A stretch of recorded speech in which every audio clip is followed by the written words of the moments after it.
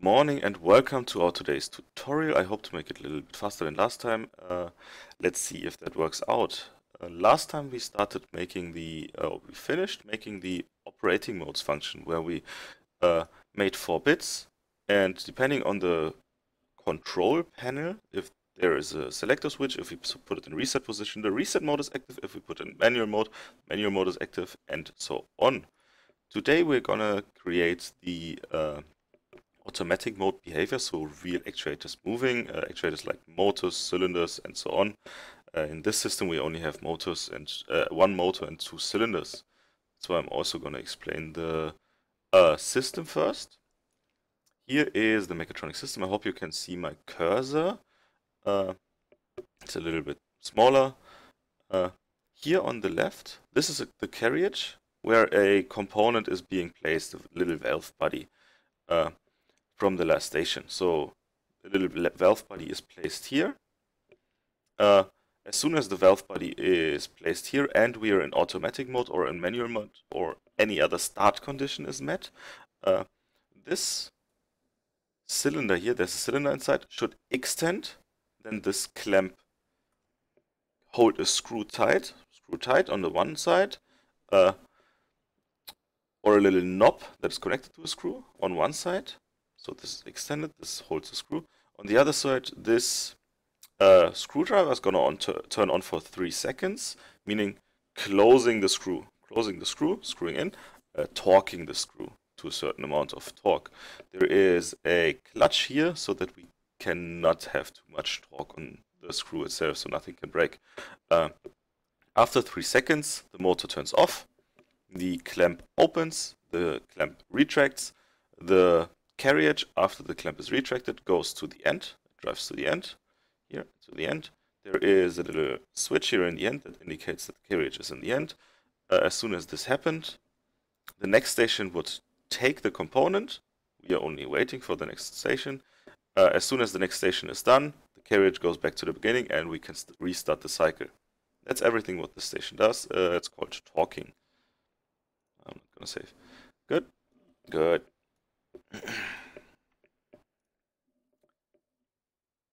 So, first thing you need to do when actually writing inputs and outputs, you have to add all the inputs and outputs from your list to, or everything that you have in your system. If you do not have a list, you have to create it now.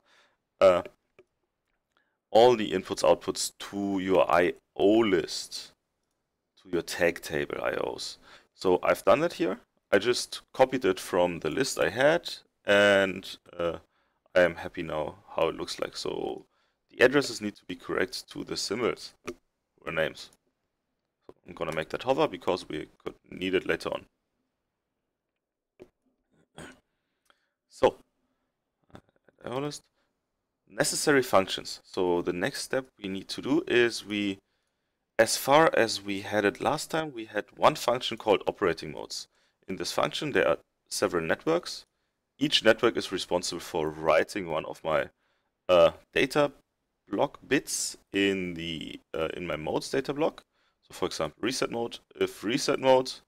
If the setup switch is in setup position, then reset mode is active. Or manual mode. If the switch is not in reset position and not in auto position, manual mode is active. So this is what we did for the operating modes function. Now I have 3 more functions here. 3 more functions. Gonna start with the output assignment. Output assignment, you can see I always created a lot of networks, but left the first ones completely blank. So you can, we're gonna create those together now. For those that I already have here in the end, the output assignment is used. You can see this is a physical output, Q4.7. It's K5, motor forward or reverse, I don't know, some motor thing. Here I have A1, screw motor on, and so on. The output assignment is used, so on the right side I always have one physical output, and on the left side I will have the condition to start this output. Right? There's always an assignment, always an equal sign to the output, so that it always has a defined behavior if it's on or off. If we would only have a set or reset, we cannot really say if it is set or reset until we really go into the program. On the left side here, this is blank for now. I'm going to put the condition, right? I'm going to put the condition to start, in this case, K5. For the second, here I have A1. I'm going to put the conditions to start A1 here. And here as well for 2M1. So, I will do this also for the first two. For each of my outputs, I'm going to need one network, exactly one network per output. This is for organizing the program, makes a lot of sense. So, network 1, I'm going to add the two outputs that are missing, which is in my case Q4.5. If I'm going to write here Q4.5, it takes it directly from the tag table that I filled out. And you can see also the network title was added automatically. So quite comfortable. The next one would be Q4.6, and you will see same behavior. I can save. So we're going to need the output assignment later on. That's why I'm gonna minimize. No, I can close this. So second necessary function would be the step definition function and step execution. I will go into more detail soon, but for now you have to just add those two functions. Add block function, not function block, function, give it the correct name, and then add. I already added those to the project here. So those three, please add those to the project you already have. Next thing would be, we already had one data block, the modes data block, and you can see there are 4 data block bits in there. We have that already. What I want as well is step data. Step data and steps. The step, or actually I could put the steps also in step data, but that's okay. Steps, I have one data from the data type int. So you can choose here which data type it should have. It has to have the data type int, and it is named current steps. What this does, so in this data block here, this current step is an integer showing us the current step the machine is in. So the current step the machine is in would be, for example, step 1 would be extend clamp cylinder, step 2 close clamp cylinder, step 3 turn on screw motor. With this bit, not bit, but with this data we can see which step the machine is currently in. That's why it's called current step. The step data here is everything for each actuator that I'm going to use in one of my steps. I create one bool value because I am going to write those and put them into the output assignment later on. So if my extend clamp is active in my step definition, in my step execution, in my automatic mode, I have to push it into my output. You will see how that works later more in detail. So those are the two data blocks. In step data for each of the actuators you have, create one data with the data type bool. So for example, extend clamp cylinder, Q4.5, I've got one output there.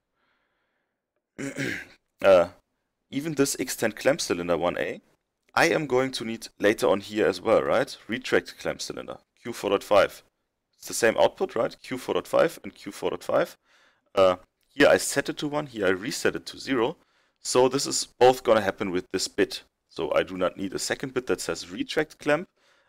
It's both on this bit because I'm going to set it and reset it. So there we go. I created one for each of my actuators here. Good.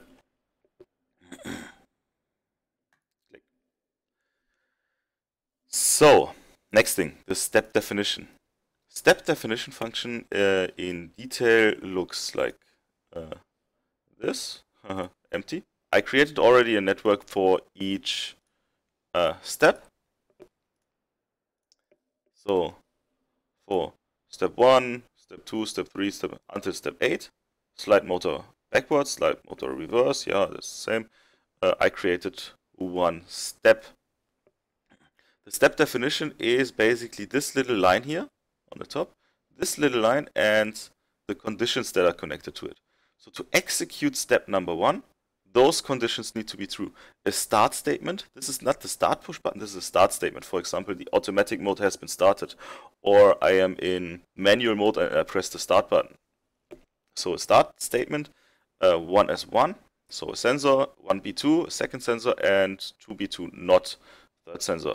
So those conditions have to be true, and I have to come from step 8. So the arrow here indicates that, this one, step 8, or from step 0, then I can extend the clamp cylinder. So, but those conditions have to be true. This is called the step definition, and then for the second step, I have to come from step 1, and 1B2 needs to be active. For step 3, come from step 2, and 2B2 needs to be active. So, there we go.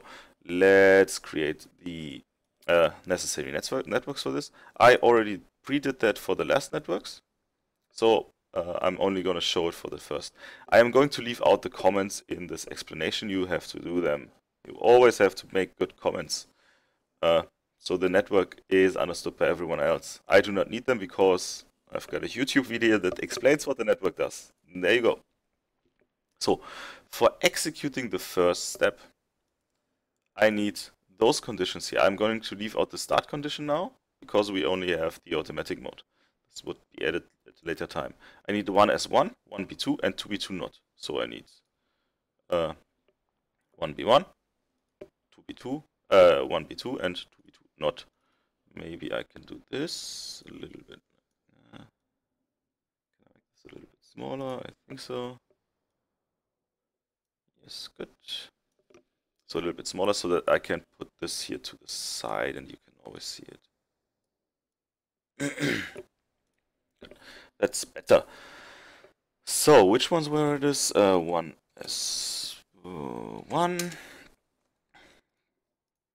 1B2, and 2B2 not, right? Not. So, and then I'm going to need a random block here, because what goes in there? I want to have a move in there. Move, or you can also find the move here on the right in your instructions in the move operations. Move value. You could now hit F1, or it copies the content of the operand at the input input to the operand at the out1 output. So basically what happens, as soon as this condition is true, I'm going to move a 1 into this data here. I've already created this. Maybe you can remember in the steps, I want to always see my current step here. This should always be my current step, so I can put this in the current step. As soon as those conditions are true, I'm going to push a 1 into my current step, so I'm going to be in step 1. Rather simple. What's missing here? To enter step 1, I have to come from step 0 or from step 8. So I can add a random block here, and in parallel, a second random block. This is an equal, and another equal. This is, well, yes, an equal. Whatever is on top has to be the same as on the bottom, then this sends out a 1. This also sends out a 1 if what's on top is the same as on the bottom. I'm going to need my current step.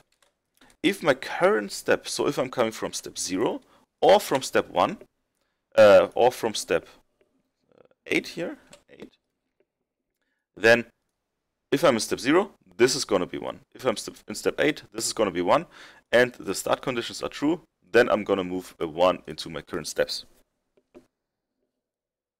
Take a second to understand that. Good. So, this is what happens for step 1. To enter step 2, I scroll down a little bit. Step 2, I'm going to copy and paste here. I do not need step 8. I need to come from step 1. I want to move in a 2. And I want to move into step 2. And let's have a look here on the right. To enter step 2, I have to come from step 1. Yes, good. And 1B2 has to be active. And 1B2 has to be active. Since this is the same condition as it was here in the beginning, this does not make much sense, because this here is always the change from one step to another. if this is the same, it will be pushed directly into the data block here. So I know this is wrong in the documentation. This has to be normally closed.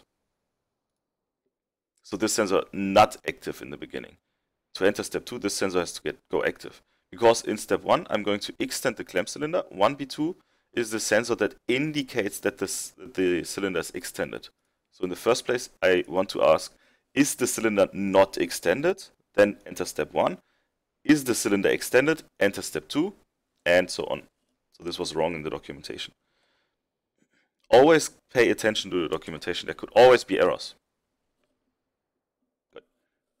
So step 3, I want to come from step 2, and I want to enter step 3 when I1.6 2B2.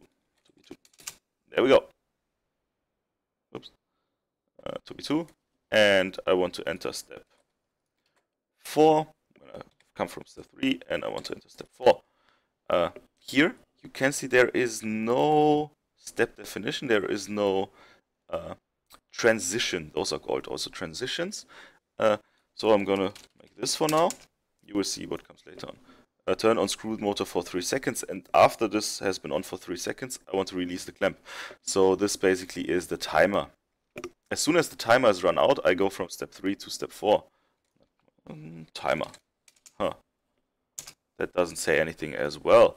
So the rest I already put in. You can see they all look pretty similar to the stuff we already had. Right? Good. Next. So the next thing we're going to need is the step execution. Now we know exactly when the machine is in which state, but nothing happened so far. Step execution is going to change that a bit. So in the step execution, I have one network for each step again. Each step, one network. This is for organizing. I could throw everything in one network, but this would not be an organized program, and I could never troubleshoot it. So we have different networks. So let's have a look. Yes, the last networks are already filled out again, and you can see this does not look too complex. It is a little bit more tricky than you might think. So, step execution. Here I simply want to ask, am I in step 4? Then execute an action. Yeah, that's the magic behind it. Isn't that awesome?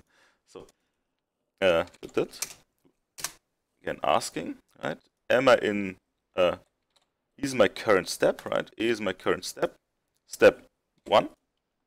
Then perform an action. Perform an action here on the right side. So what should happen in step 1? Let's have a deeper look. In step 1, Q4.5 should go to a 1, should turn 1, and the extend clamp cylinder should extend. The clamp cylinder should extend. This happens in step 1. Q4.5 equals 1. So we are setting right here. We want to set Q4.5 so that it stays 1. Setting Q4.5 so it stays 1 until, let's have a look. No. Q4.5 should turn 0 in step 5. In the first place, we set it so the cylinder stays extended. It stays extended until Q4.5, where we retract it. So we put it 0 here again. This is a single acting cylinder. A single acting cylinder looking like this here, right? Where is it? So this is a single acting cylinder here. Single acting cylinder means as long as I activate this solenoid here, 2M1, as long as I activate this, the cylinder is gonna extend. As soon as I deactivate it, the cylinder is gonna retract. So what I want to do, I want to extend it here, keep it extended, keep it extended, keep it extended, and retract it here. Understood? If not, you can always ask questions, write a comment, or write me a mail, whatever. So this happens for a single acting cylinder.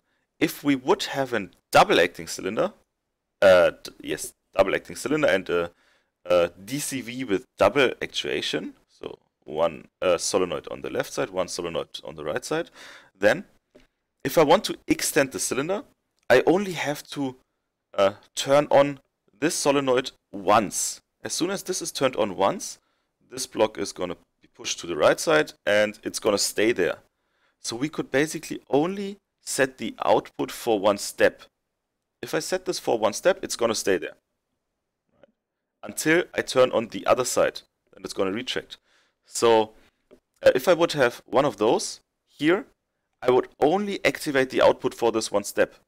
But since I have one of those, I need to keep the output activated. Good? That's the same for motors and so on. You have to think about how long you want to keep this output activated. How long do you need this? Is it only the step or is it a sequence of steps? Be careful there. This can get quite annoying if you do it wrong. But if you are not sure, ask questions. So, zoom out again. That's a little too small. There we go. So, extend my clamp. So, now I want here, in this side, I already have this in my step data. I want to extend the clamp.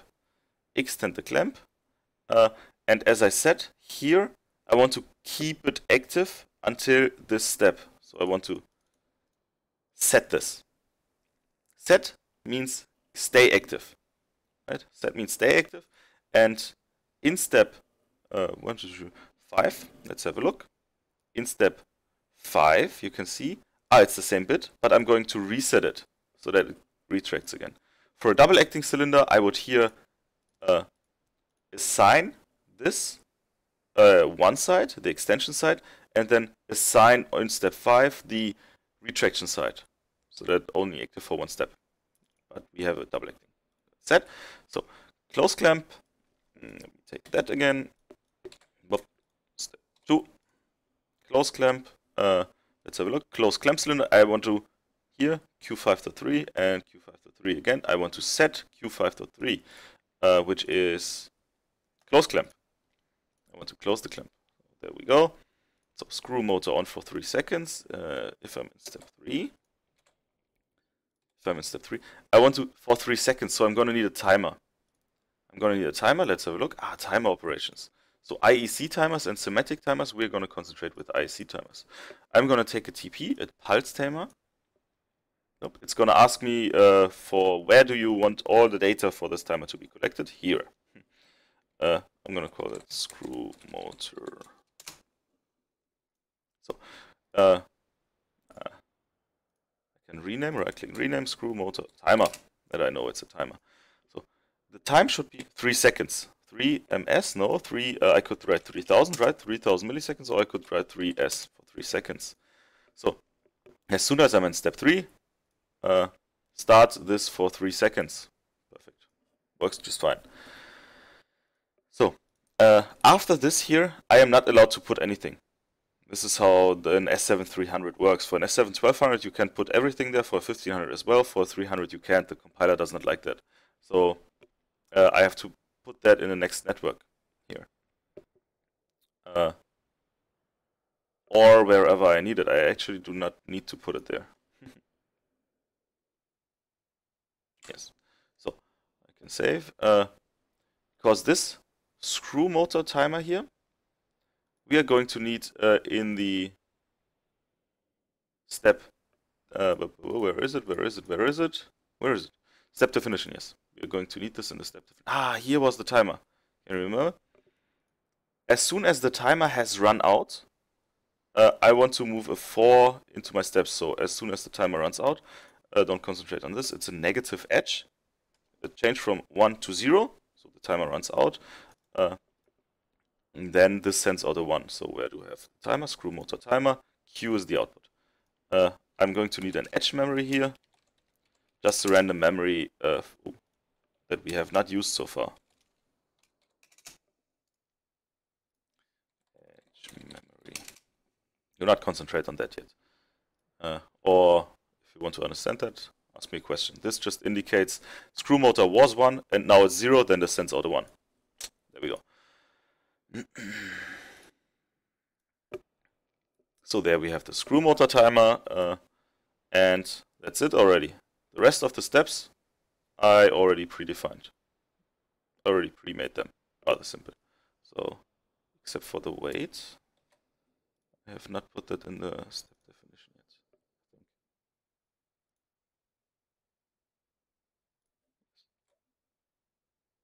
Oh no. Everything perfect. Everything perfect. So, last thing we need. Now we have those in our data blocks, right? We have those in our data blocks. What we need to do is we need to push them on the output. So, on the output side, timer, step no, one last thing for the step execution. One last thing for the step execution. For now, I only want to execute this here when I am also in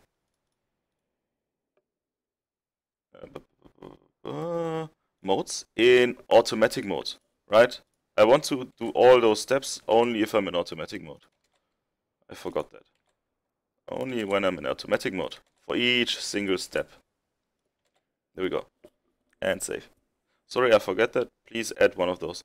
If I want to also do this in manual mode, for example, then I would do this, right? Modes, manual mode. And there we go. But for now, it's only talking about the automatic mode. So save. Only thing missing is the output assignment. So we've already had those at the output side here, right? On the output side, the physical outputs. And now I want to turn this physical output on when the corresponding bit in the, you can see this gets a little bit unorganized. That's why I have data blocks. When in my step data, 1M1. So 1M1 is extend clamp cylinder.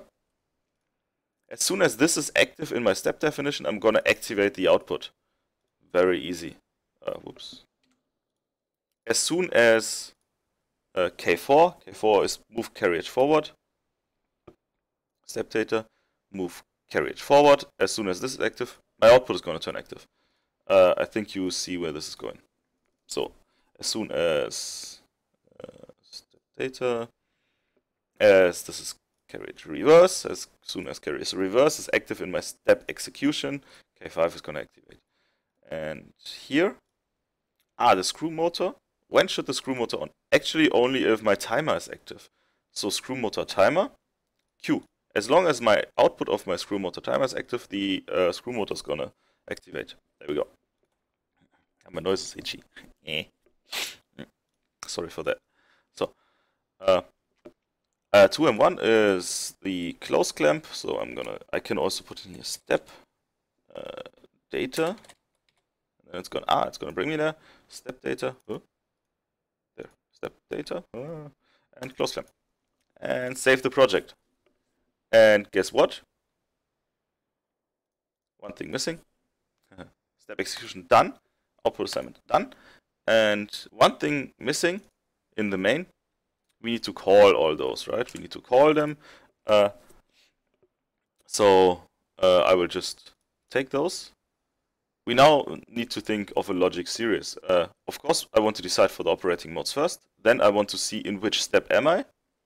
Then I want to execute this step. And then I want to put this execution onto my outputs. So the output assignment always goes last. And this is a logic sequence. So I'm going to save. And this is everything you need to know about the automatic mode programming here. If you have any questions, leave a comment, leave a like if you like the video. If you want to give me any feedback, also please write a comment. I always appreciate that. So, hope to see you next time again, and have a nice day.